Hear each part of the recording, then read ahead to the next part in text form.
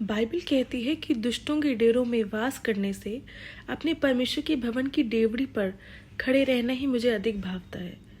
अब मैं आपसे पूछना चाहूँगी कि कहीं हमारी ज़िंदगी भी तो ऐसी नहीं है कि हम प्रार्थना करने के बाद हम वेट ही नहीं करते कि प्रभु ने हमारी ज़िंदगी के लिए क्या योजना रखी है। हमें जब भी शैतान कोई शॉर्टकट दिखाता है और हमें पता होता है कि ये रास्ता हमारे लिए अच्छा नहीं है और इस रास्ते पर जाने से हमारे साथ कुछ भी हो सकता है, लेकिन फिर भी हम प्रार्थना में उतना हार्डवर्क नहीं लगाते और उसकी बजाय हम उस रास्ते को चूज़ करना पसंद करते हैं जहाँ पर हमें पता है कि उस रास्ते पर जो है आपके साथ आपको बहुत अच्छा लगेगा, उस रास्ते पर जाना बहुत इजी लगेगा, लेकिन लास्ट में आपको ये भी पता है कि इससे आप परमेश्वर की उपस्थिति को खो देंगे।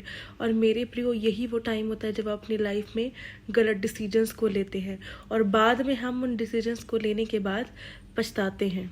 हम बोलते हैं कि क्यों हमारी ज़िंदगी में ये सब हुआ। लेकिन मैं आपसे पूछना चाहती हूँ कि क्या आप कभी कुछ करने से पहले प्रभु से पूछते हैं? क्या आप प्रार्थना करते हैं कि प्रभु ये जॉब मेरे लिए है? क्या आप प्रार्थना करते हैं कि प्रभु क्या ये जीवन साथी आपने मेरे लिए रखा है?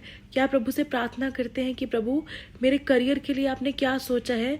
मैं अपनी योजना पर नहीं लेकिन आपकी योजना पर विश्वास करता हूँ, क्योंकि बाइबल कहती है कि जो योजना परमेश्वर हमारे विषय में करता है वो हमेशा स्थिर रहती है। स्थिर का मतलब समझते हैं आप, जिसे कोई भी हिला नहीं सकता। तो मेरे प्रियो, आज से दुष्टों के डेरों में निवास करने से अपने परमेश्वर की भवन की डेवड़ी पर खड़े रहना सीखिए। अगर आप किसी चीज़ के लिए प्रार्थना कर रहे हैं ना, उसका इंतज़ार कीजिए, परमेश्वर की मर्जी को पूरा होने दीजिए। यकीन मानिए कि आपकी सोच से भी ज़्यादा प्रभु ने आपके लिए बहुत कुछ बड़ा रखा है।